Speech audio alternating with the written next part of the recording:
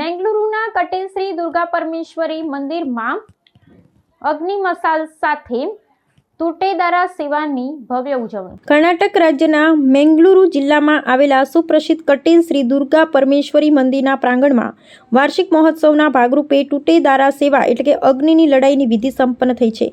આ પરંપરામાં બે ગામના શ્રદ્ધાળુ સામસામે ઊભા રહી સળગતી મસાલ એટલે કે નાળિયેરના પાંદડામાંથી બનેલી તૂટે એકબીજા તરફ ફેંકે છે. 8 દિવસીય વાર્ષિક ઉત્સવના અંતિમ ચરણમાં યોજાતા આ વિધિને જોવા માટે દક્ષિણ ભારતના વિવિધ રાજ્યોમાંથી વિશાળ જનમેદની એકત્રિત થઈ હતી. આ ધાર્મિક અનુષ્ઠાન દ્વારા શ્રદ્ધાળુઓ દેવી દુર્ગા પ્રત્યે પોતાની અખંડ શ્રદ્ધા પ્રગટ કરે છે.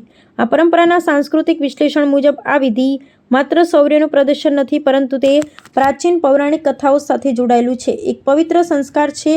ભક્તોનું માનવું છે કે અગ્નિ આ રમતો દ્વારા અનિષ્ટ શક્તિઓનો નાશ થાય છે અને સમગ્ર પ્રદેશમાં સુખ શાંતિની સ્થાપના થાય છે.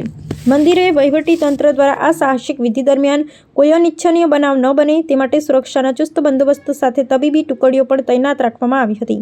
આ અગ્નિ ઉત્સવ દરમિયાન શ્રદ્ધાળુઓનું ઉત્સાહ અને શિસ્તબદ્ધ ભાગીદારી આધુનિક સમયમાં પણ પ્રાચીન વારસાની જાળવણીને પ્રદર્શિત કરે છે.